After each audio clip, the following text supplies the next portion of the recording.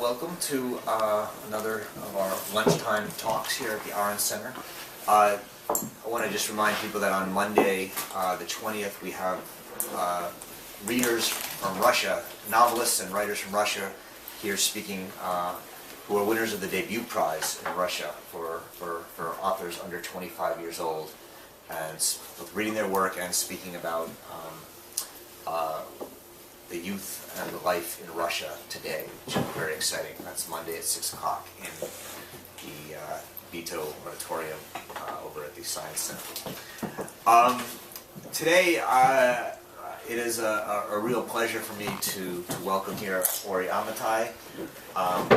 Ori is currently a professor in Haifa, in Israel, where he's in the Department of History, and he teaches ancient history. I met Ori a long time ago, where we both worked together at the Robbins Collection Library at the University of California, Berkeley, where we were both graduate students together. So it's been, I've known him for a long time and always enjoyed talking to him at the library. And it's fun for me to have him here. He's a very productive scholar. He turned his dissertation into a book.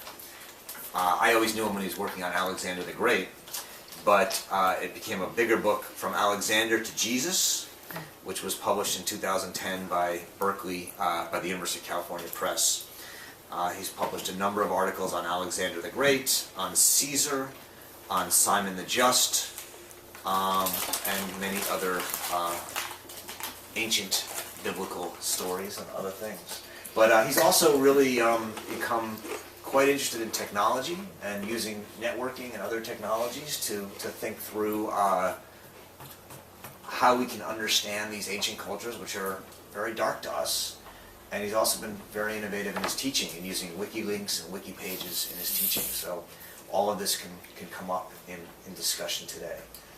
But he's going to talk about monotheism today, and let's enjoy. I'll talk for about 10 or 15 minutes, and then we'll have a discussion. So, Ori Amitay. Right. Thank you. Give me a heads up when it's 10 minutes past, so I know, okay. I know where I am. Thanks. Well, I should start off by saying that I usually do not discuss ethics because I am a historian, and we historians are interested in figuring why things happen and why they happen the way that they happen. And actually to have, to pronounce moral judgment is to sidestep yourself and to lose sight of your historical subjects. But for reasons that I'll explain shortly, this particular project that I'm engaging at, History of Monotheism, has also got me somehow involved in ethics, and I think as a guest of the Aron Center that is not unfitting, at least today. So, what am I doing? I'm trying to put together some kind of formative narrative for monotheism. And when I say monotheism, I refer to that family of religions which incorporates Judaism, Christianity, Islam, and in modern times we have Mormons, we have Baha'is, we have Samaritans, some 700s of them living in Israel. And dealing with that, I found out, oddly, that this topic raises a lot of objections from people. Now, the first item of objection is that monotheism is an artificial term that is anachronistic and that it should not be used. Now, this argument, strictly speaking, is correct because the term monotheism, as far as we know, was coined by Henry Moore in the 17th century. So how can we use a 17th century term to talk about phenomena of the ancient world? Okay, that makes sense. This can be easily circumvented if instead of monotheism I say Abrahamic religions, as some people do. The reason why I still use monotheism is for name recognition. I checked it out in Google Ngrams, and you know, monotheism rules. So I stick by that, at least for the time being. But that's only beginning to scratch the surface because the objections run deeper. And actually I was, a couple of days ago, I was in Brown, and they had a conference called Ancient Religion, Modern Technology, and please do ask me later about the technology. I won't be discussing that in this talk, but please do ask me about it later. And one of the one of the people there asked me, well, why do you study monotheism? It's not worthwhile studying. It doesn't even exist. There is no family of religions. And I said, well, yes, there is. I said, no, well, there isn't. And this just happened like 2 to 3 days ago, but this experience, it's not the first time that I've had this objection, that people telling me, this is not even the subject, what you're doing. Now, obviously, I do think it's a subject, and I think that if we talk to I guess, most people on campus, they would recognize monotheism with at least the three beginning religions, with Judaism, Christianity, and Islam. And I've also come to think about it. I mean, I've been dealing with it. Obviously, I should say, it's a huge topic, huge topic, which cannot be tackled by any one scholar. So I'm building up a team, is what I'm doing. And one thing I have come up with is what I call the checklist model. I mean, how do you know that a religion is monotheistic? It has to have enough checks on the checklist. Oddly enough, having one God, which is what monotheism means, is not a requirement. You can have 2 to 3 gods and still be a monotheistic religion. That can happen, as long as you have enough of the other characters. One such check on the list, which I want to focus on today, is what has been called by Jan Assmann, who is one of the leaders of research on monotheism. He's called it the Mosaic distinction. Mosaic as in of Moses.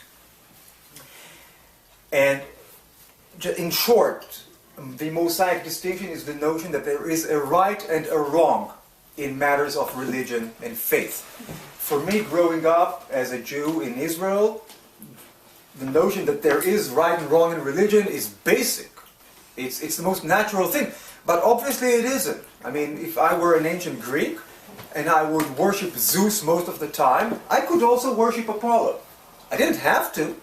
I could worship Zeus alone and be happy with that. But there was nothing intrinsically wrong with worshiping Apollo. It was fine. If I worship God, then that's a whole different story.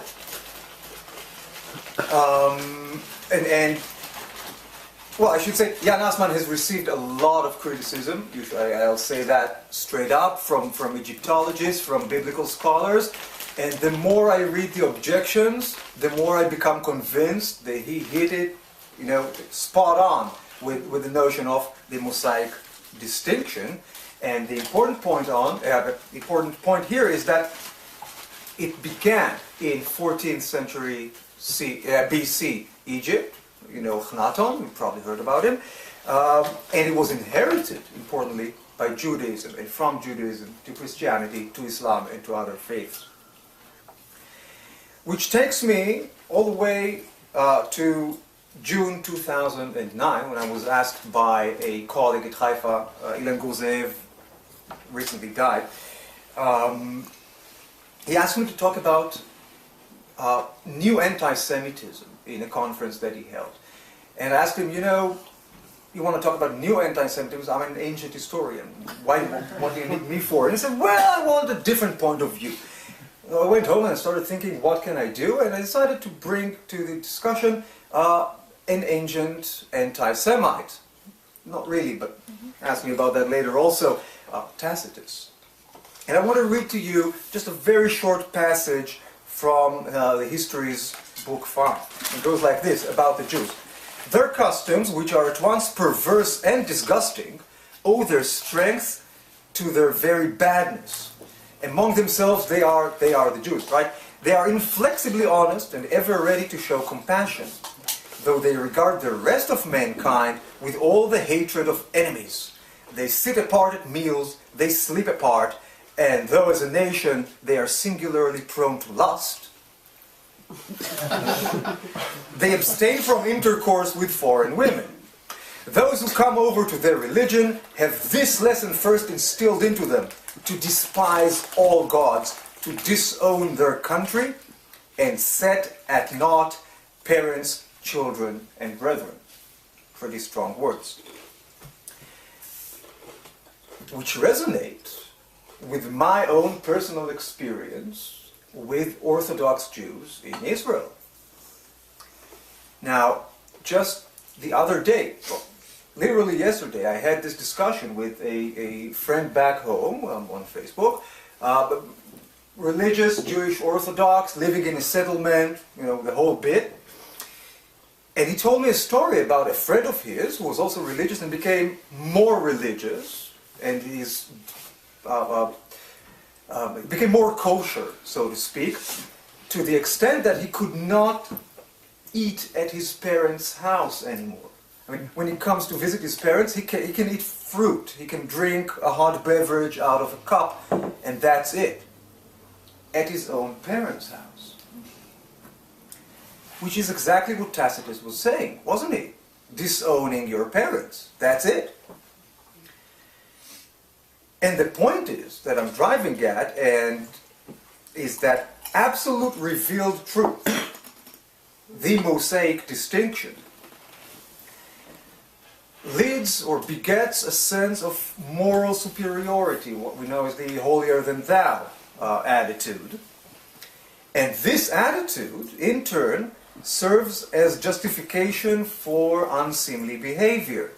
Now, all this is I feel, too obvious to require saying, and yet it does require saying, obviously because I'm getting all this objection. Now, I could give you all kinds of examples for this unseemly behavior, but I want to cut to the chase here and cite another passage, this time from Deuteronomy chapter 7, the first few verses. When the Lord thy God shall bring thee into the land, whither thou goest to possess it, and hath cast out many nations before thee, 7 nations greater and mightier than thou, and when the Lord thy God shall deliver them before thee, thou shalt smite them, and utterly destroy them. Utterly destroy them. Thou shalt make no covenant with them, nor show mercy unto them, neither shalt thou make marriages with them. Thy daughter thou shalt not give unto his son, nor his daughter shalt thou take unto thy son, for they will turn away thy son from following me. This is God speaking, right? That they may serve other gods. So what do we have here, really? We have ideological justification for genocide. And if you actually take a look at the Bible, it celebrates, the Bible celebrates that genocide. Take a look at the book of Joshua. It's a terrible read. It's a terrible read. I should say here, as an aside, that the good part of it is that immediately when Joshua dies and people stop, the Israelites stop slaughtering people left and right, then begins the time of Judges. And what happens in the time of Judges? There's a little bit of trouble here, 40 years of peace. A little bit of trouble there, 80 years of peace. We haven't had 40 years of peace in the land of Israel, no matter who rules it, since Hellenistic period, basically. So maybe the lesson here is that in the United States. we should not listen to this genocidal intentions. But okay, that was an aside.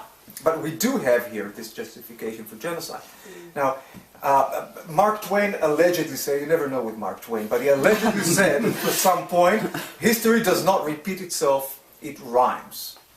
I'm sure by now you understand what I'm getting at here. This is a very disturbing rhyme.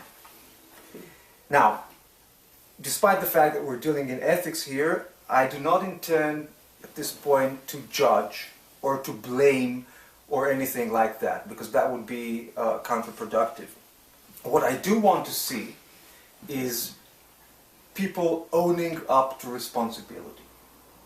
Because I didn't write the Bible, I couldn't be held responsible for what Joshua did, but I am responsible because it's part of my heritage. And what are we responsible for here? Think of the Bible. This is the best, the all-time best-selling book. And it contains some very disturbing ideas.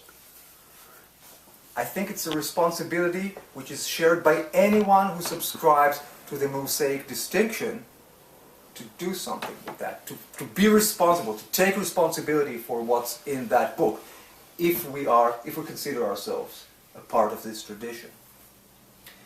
Now, I didn't intend this as a Jeremiad, so I want to conclude. Am I okay with time? Mm-hmm. Okay, I want to conclude with some positive things. There are benefits that we can derive from this encompassing, truth-holding, best-selling book. One of the buzzwords in today's world is sustainability, as of course you all know. Think about Exodus 23, Leviticus 25. We are told there that we should abstain from working the land every 7th year. In Hebrew it's called Shnat Shemitah. Once every 7th year, you do not work the land. Whatever grows is open to anybody. Anybody can come up to your land and pick the fruit off the tree. Compare that with the damage, for example, that maize has done and is doing to American soil. Latin America, North America, you don't need me to tell you that. Remaining with the ideas of the Shemitah of the 7th year, in Deuteronomy 15th, the same 7th year is used for the remission of debts. All debts are off, once every 7th year. Now, debt is obviously maybe the number one issue in world economy today, and you don't need me to tell you that either. Think about Exodus 22 and Leviticus 25, forbidding the exaction of interest. Think about the role of interest and of crazy interest in the financial situation that we're all in today in this world. No country is exempt from that. Think about the weekly day of rest. If you ask me later, I'll tell you how I became reconciled to my own Judaism through this notion of the day of rest, but that's another story. So what I'm getting at is that the monotheistic tradition has embedded in it, in the Bible, a very developed, for its time, and even for our time, a very developed mode of social thinking. And this social thinking was inherited in one way or another by Christianity and by Islam. If you go to Islamic banks today, they do not exact interest. They act on a completely different level. I mean, most people don't know that about Islam. And putting sustainability and finance aside for a while, and Jeremiah, other prophets like Isaiah, like Micah, promise us, dare I say, world peace. Can we achieve world peace? I'm not running for Miss Universe here, but I mean, that's a worthwhile goal, isn't it? And we have prophecies from, 7th, 8th centuries BC, saying that not only can it be attained, it will be attained at some point. And the book, this prophecy, the book, the Bible, is recognized as holding the truth by more than half the world's population. Can we put it to some good use, perhaps, in some way? Now, these are all very big questions. And I want to sum up by saying, first of all, that I feel, as an academic, because I'm not a politician, I'm not a world leader, what I can do basically is go to the library and study and then publish my articles and my books. So it is my ethical duties at least to recognize it, first and foremost, and then to study this topic in order to perhaps help other people achieve some good through it. Thank you for your attention. Thank you.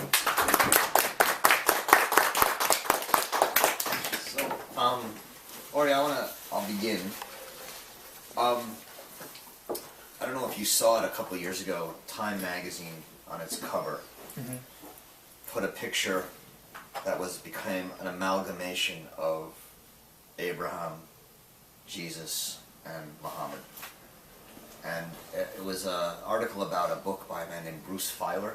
Does that name ring a bell to you? No. So he's actually a friend of mine, but he's a American who's made a name for himself writing about post 9/11, the common origin of Islam, Christianity, and Judaism, with the idea that if we could all just understand that these three religions were alike and the same and had a carte on it, we'd have world peace. And he's got internet sites, and Facebook pages sort of designed. I should get to know him then. You should get to know him. I actually invited him to come up, but he's in California this week.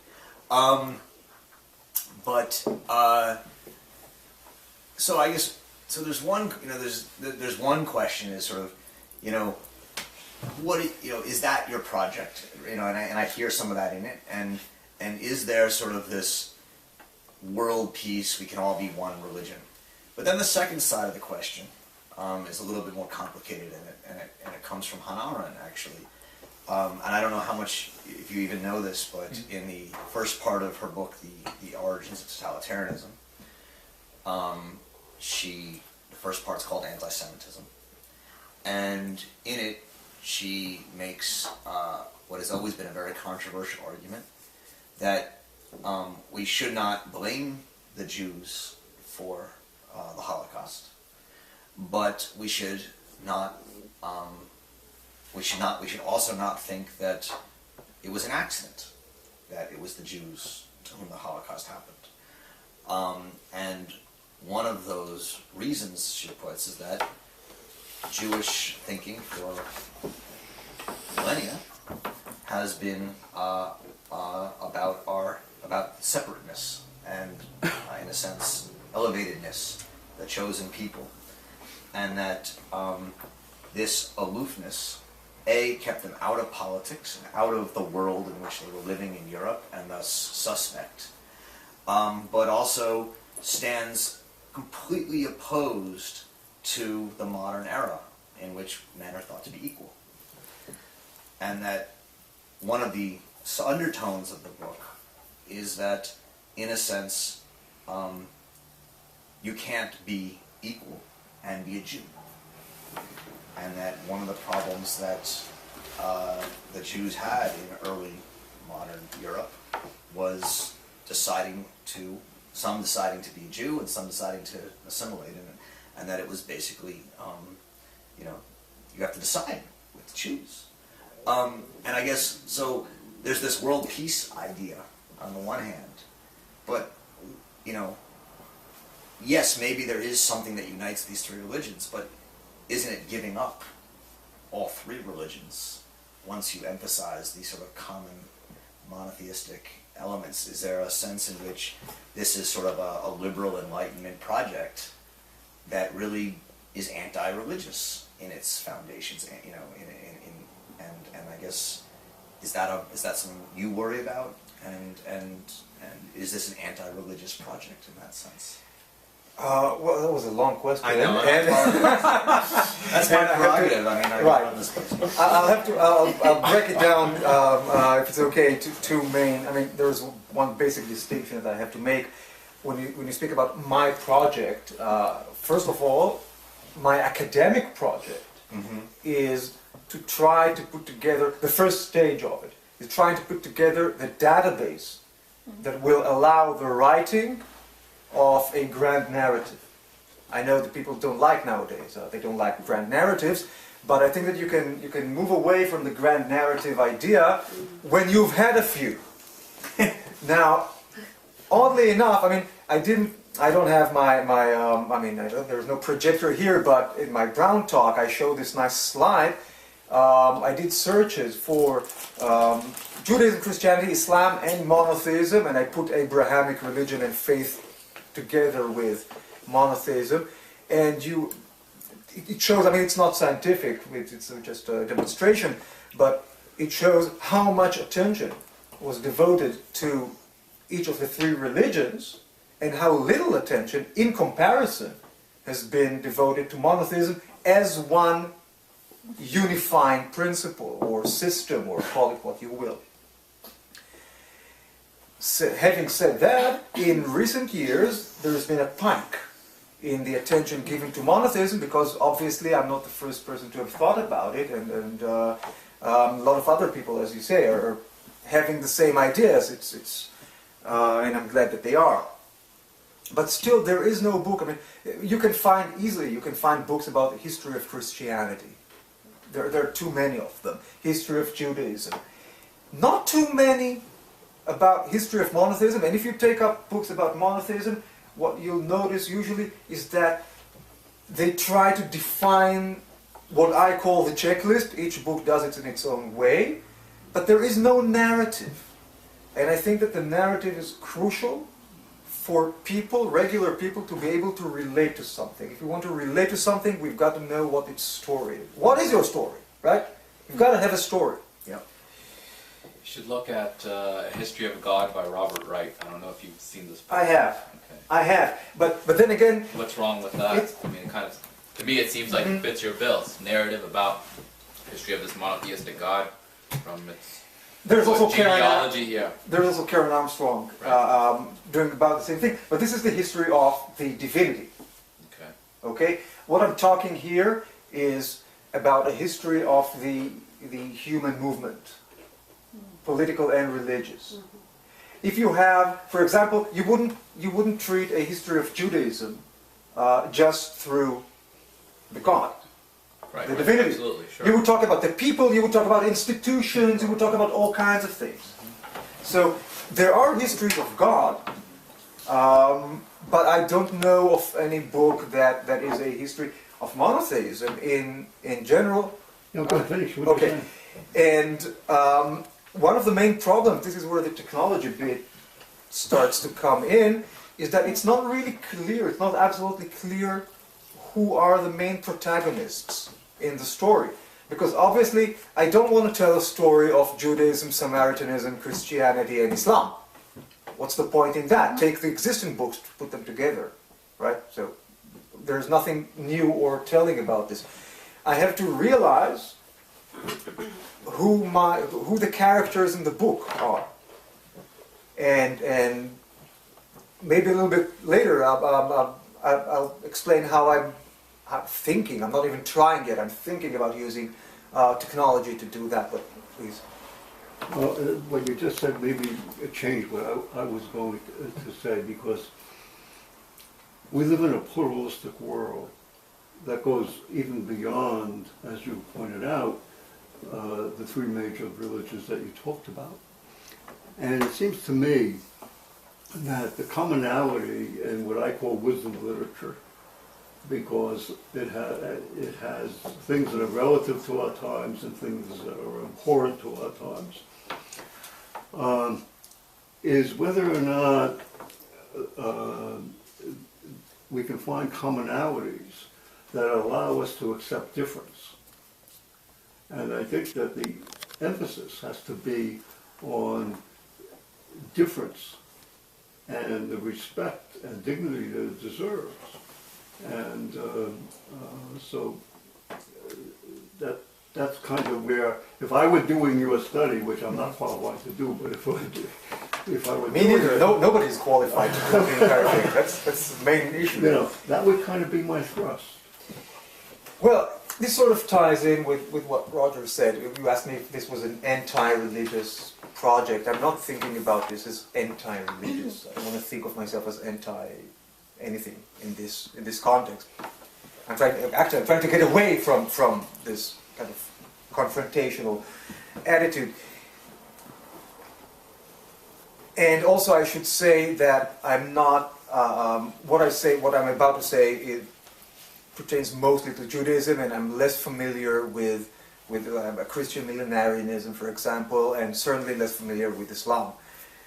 But there is a notion, at least in Judaism, and I know that to some respects in the other religions as well, that at a certain point there will be a major shift, a major change in this attitude. Obviously, Messianism, right? But the thing with the Messiah, and I can tell you that, I mean, I'm sure you all know your own Messianists in your own places where you live in communities. The Messianists I know are people who are very hard to work with, because anytime you want to do something practical that is, more than short term, they say, well, we'll let the Messiah take care of it. You can't really get anywhere. And I think this is also, if I think about the contributions of monotheism to to the world, to thinking. One of them is the notion that there is a sense of progress, and that at the end there is a telos, and at the very end there is some sort of place or thing or state of mind or something that we should aspire to.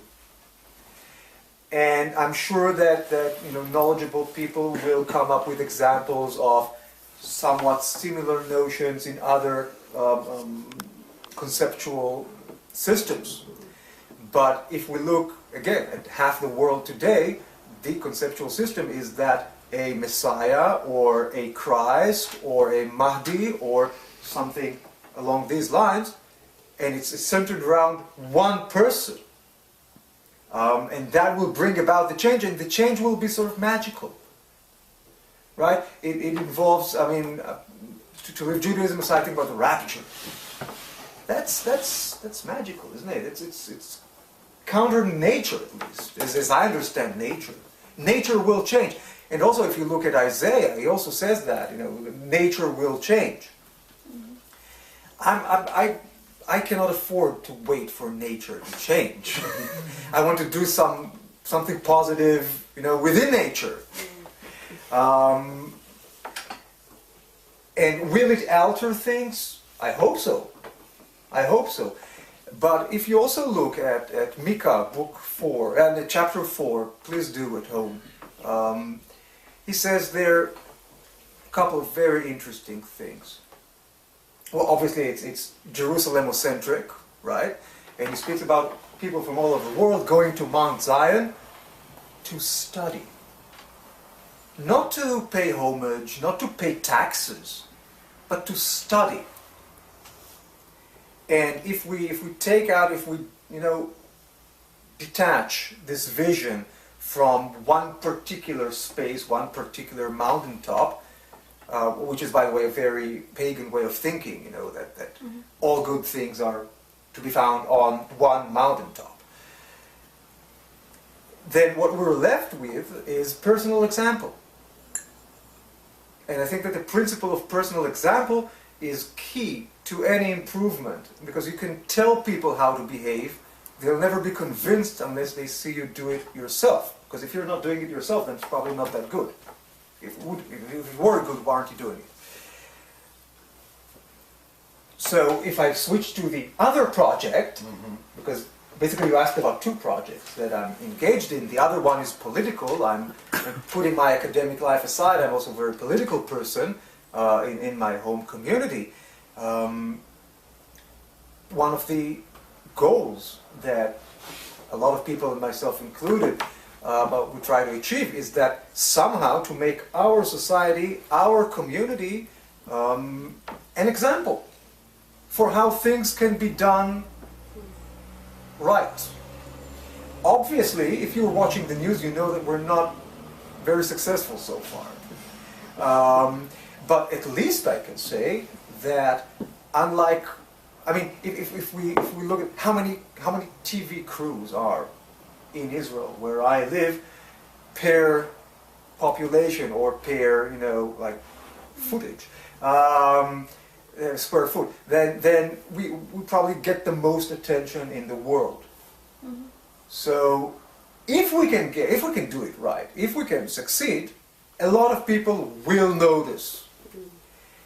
And again, one of the things that some of us at least are trying to do is to find answers, or at least to find, beginnings in the Bible.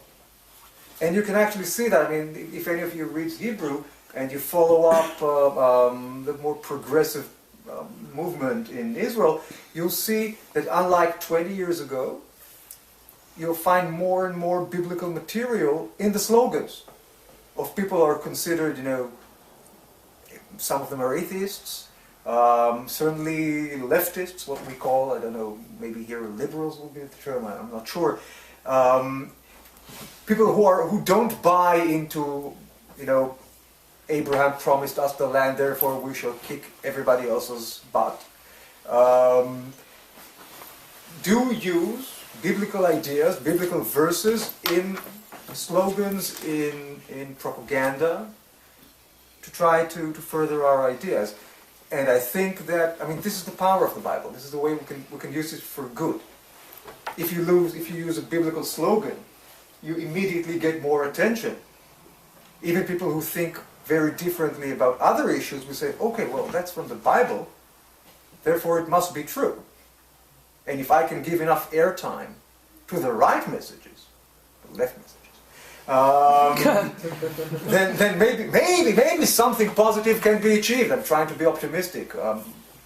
Did that answer the question at all? We'll go down here.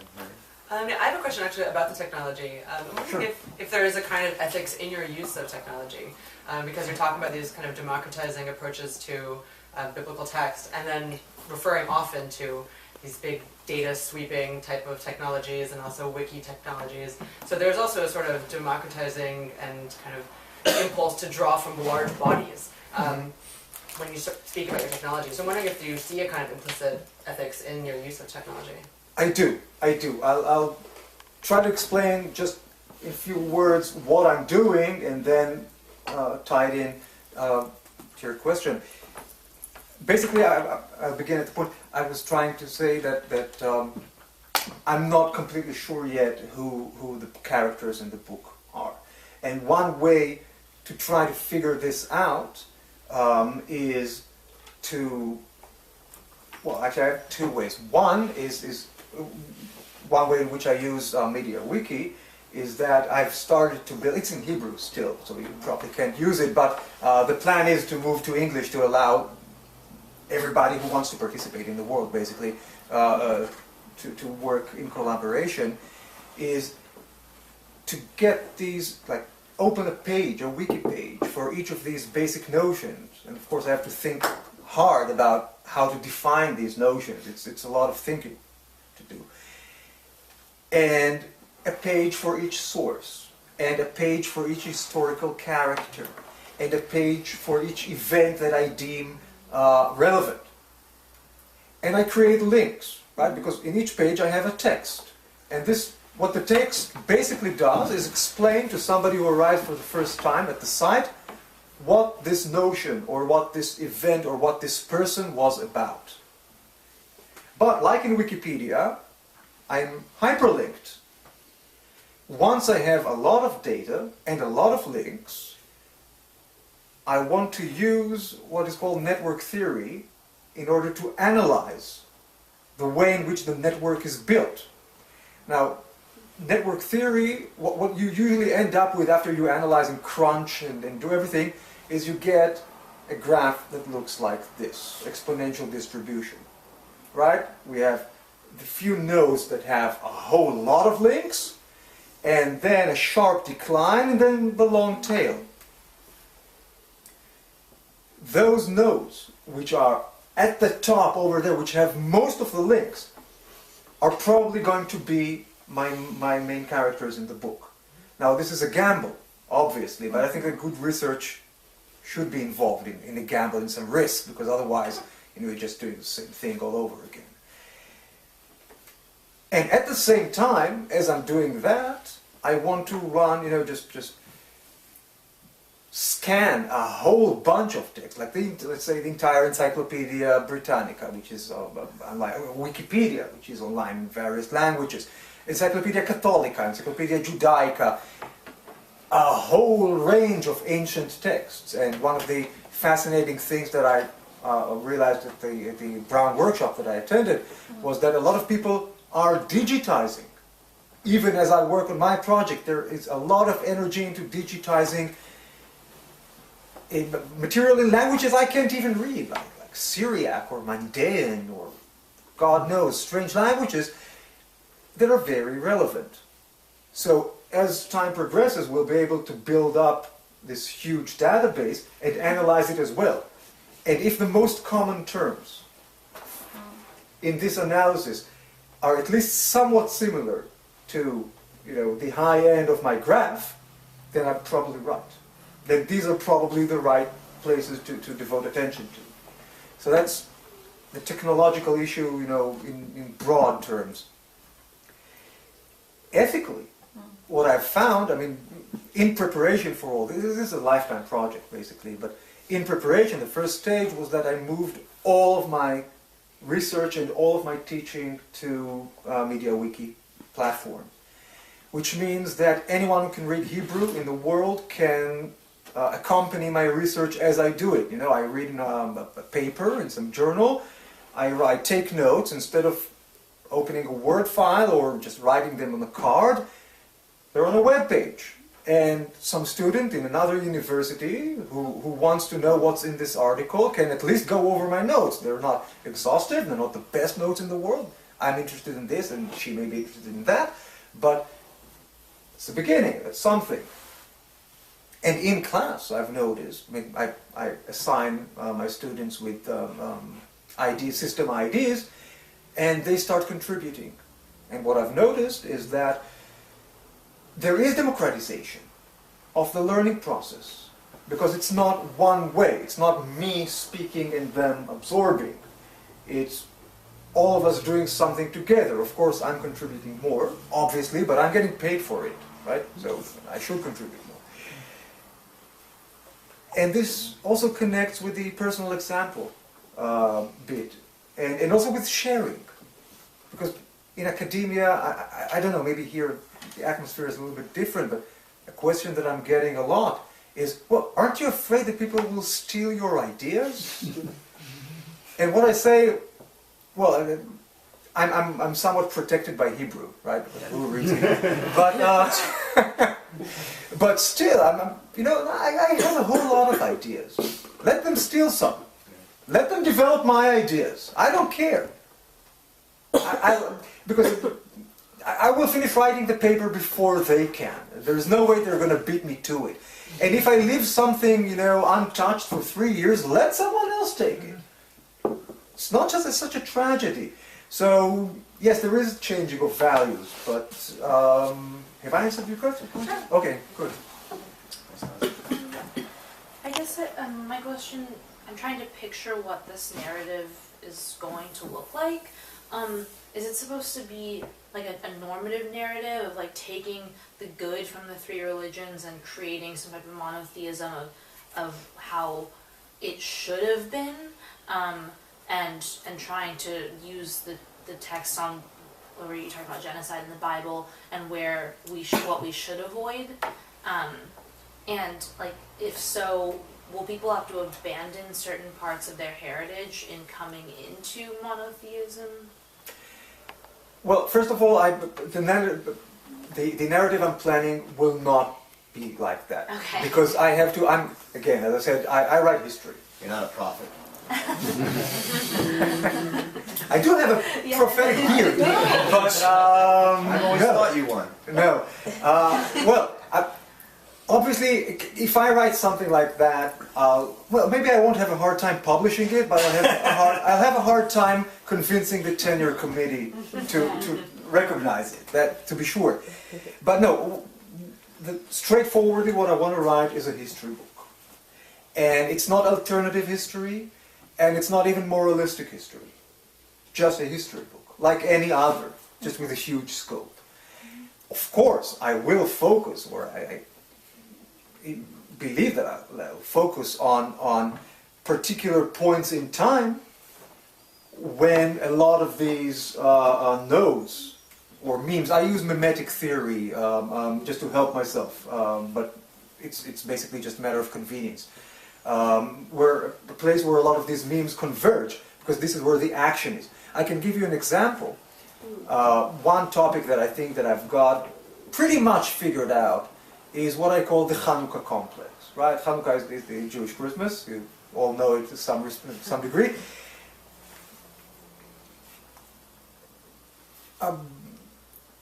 Is there time for a short story?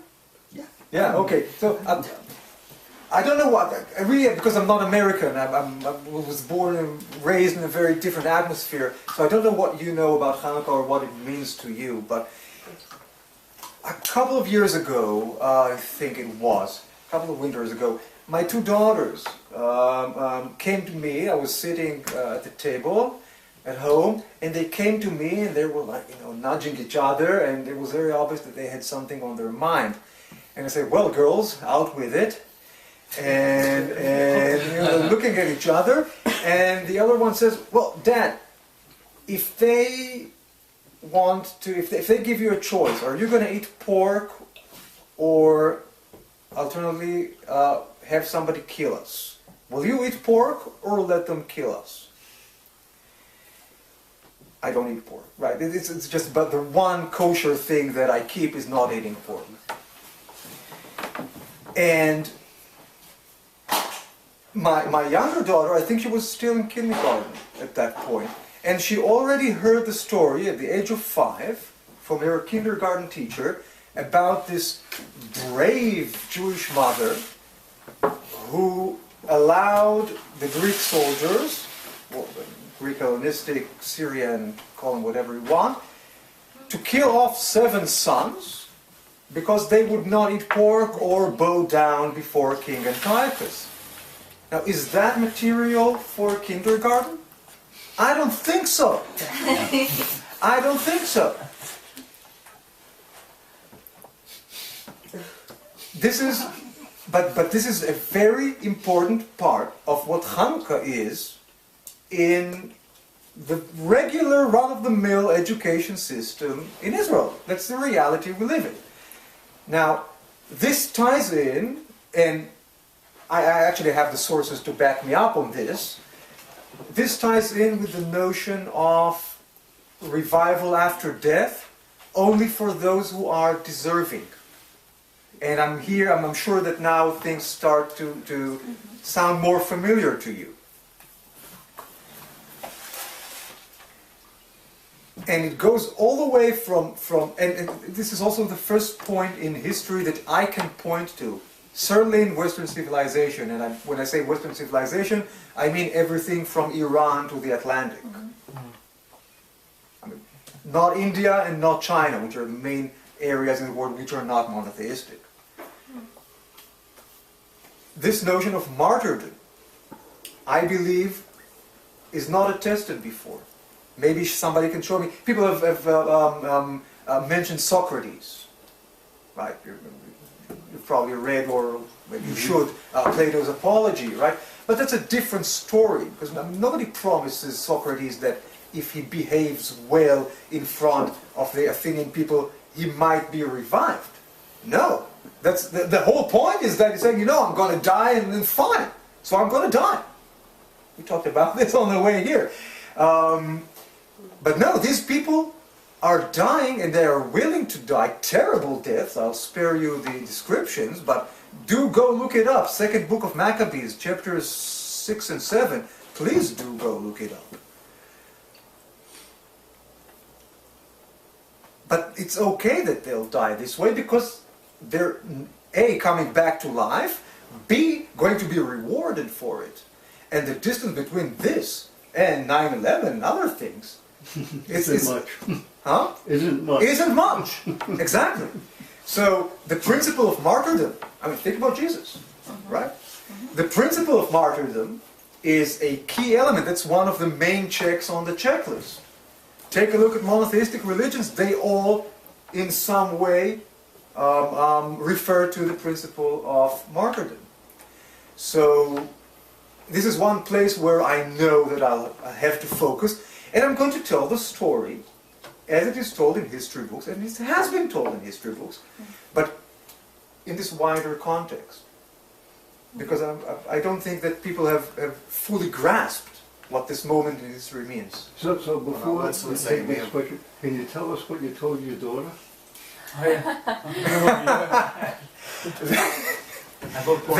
That I would bow down to the pig and eat Antiochus before I would let anyone touch a hair of their hair on their heads.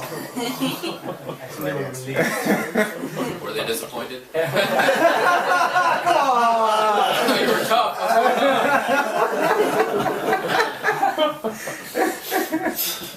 We have one time for one more question. So I'm actually finishing. I finished my dissertation. Thank you. Good luck. Good luck. One of my potential next projects, maybe, is the question of how we can understand from the perspective of political legitimacy and religious authority the presence of Muslims, Christians, and Jews in like 11th, 12th, 13th century Catholic Toledo, Catholic Palermo, Muslim Cairo, Muslim Anatolia in Konya. I'm not personally convinced that we can understand that particular model of political authority that allows the courts to be working with Muslims, Christians, and Jews. I'm not convinced that understanding that political authority is purely an economic question and purely a question of just maintaining some sort of peaceful political situation, which is good for the economy. I am convinced that there are some theological doctrines and theological discussions that political leaders tapped into and sort of appropriated to justify that in these religious societies. So from that perspective, I feel that sometimes when there's discussions in the modern world about monotheism, models of exclusion, it's a very sexy topic. I feel like in my applying for postdocs, I'm just tempted to write, exclusion and exclusionary. I think there's almost a sensationalism associated with, exclusion in Judaism, exclusion in Christianity. And I wonder, sometimes I feel that in the modern world, they have these blinders on to the medieval world, and sort of the stories that they tell from on the ground historical, economic discussions, or the texts of particular theologians. I wonder, is there a story to be told from a theological perspective for example, the presence of the existence of figures like Rabbi Pahya ibn Paquda, writing in Arabic in Spain, who's integrating Islamic mystical doctrines with Judaism and sort of finding some sort of quote-unquote dialogue, according to the recent book, a Sufi Jewish dialogue, and when it was just written?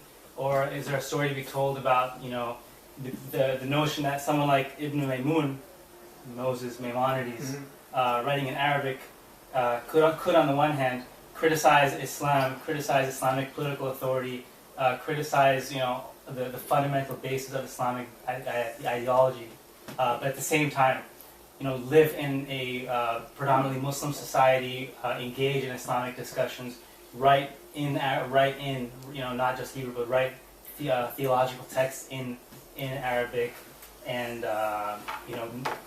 when he has to leave Spain, go of all places to Salahuddin in Cairo and actually work for the Sultan as a personal doctor. I wonder, should we just interpret that as just economics? This is what it was, or is there some sort of theology, and not just in the medieval world, in the modern world? Is there some theological aspect that speaks to the reality that Orthodox Jews in Brooklyn, far from living in some sort of ghetto, are very much integrated with Muslim, Christian, Reformed Jewish communities? Orthodox Jews in the Bronx have sacred spaces within mosques, or there are mosque spaces within temples. So I wonder, even in the Orthodox level, I wonder, are we in the modern academic world responding to what a very modern new messianism anywhere from Iran to Israel to other parts of the world, or is one of the ways of responding to it taking our blinders off in the modern world and looking at the vast majority of early modern and medieval history that already speaks to the reality that from a theological point of view there seems to be potentially some unexplored rabbi texts, Islamic texts that actually address the issue of one scholar, Islamic scholar, could call some other one some sort of non-believer kafir, but he's also saying that by the way, Hebrew is the most perfect language after Arabic. How do we deal with that? We're in about a couple minutes. You said a lot of things. I'm trying to focus on what I want to reply to. First of all, in reference to your own project that you think about, I think that a good history would try to address as many aspects of this as possible. I think, for me personally, a good history, that was a very subjective thing for me to say, but a history I would enjoy reading would address both the theological and the financial or economical, Yeah. and find some sort of a demonstration of how these things interact. Yeah. Okay, this is what I would like to read, Yeah. but Yeah, because they you say, write what you want. the bishops say, we should live together with the Muslims and the Jews in the medieval world. And in terms of, you gave so many examples that it's hard to focus. Maybe I'll draw it in another way completely. I think that the people who promote, because violent is very sexy, Yeah. and so it gets a lot of attention. Unfortunately, what can you do? There are a lot of attempts. I'm sure that think about everything you see about Israel on the news. I'm sure that 90% of it is concerned with violence of, at least 90% is concerned with violence of one kind or another. At the same time, there are people like myself, but also very different from me, who are trying to find exactly these paths of cooperation, see how we can all get along. For example, and didn't, but possibly will again. And there is a person, a very fascinating man, living in Tekoa, which is a settlement south of Hebron, Al-Khalil in Arabic. He's called Rabbi Menachem Truman, and his idea is that if we, and when I say we, I mean Jews who live in Israel, allow ourselves to pay the Muslim, not allow ourselves, but just put our egos aside for just 1 second. You were talking about this, Roger, and just pay the Muslim head tax, the dime, I think it's called. Then everything should be fine, because Jews have been living under Muslims, under Muslim government, for ages and ages and ages, for the most part, in peace.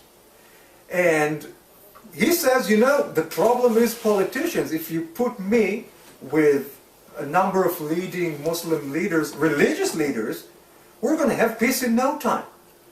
It's the secular leaders who are, they have all kinds of agendas. It's they who create the problems. Now, I'm not sure I'm buying into that 100%, but I like the way he's thinking. And please do go ahead with your project, because... If I can just summarize in one sentence that question, is there something in the theology historically that speaks to this kind of cooperation? Some unspoken, some unknown, well, yes, if you unexplored. take a look again at Isaiah book 2 at the very beginning, and Micah book 4 at the very, not book, chapters at the very beginning, you'll see that the texts are similar, but there is one small difference. Micah he adds another verse. He says, and everything shall be fine, there will be world peace, and it will be all great, and every nation will go by the name of their gods, and we will go by the name of ours. Yeah. So here's your religious tolerance. Here's where the biblical prophet disentangles himself from the Mosaic distinction, which I think is key here.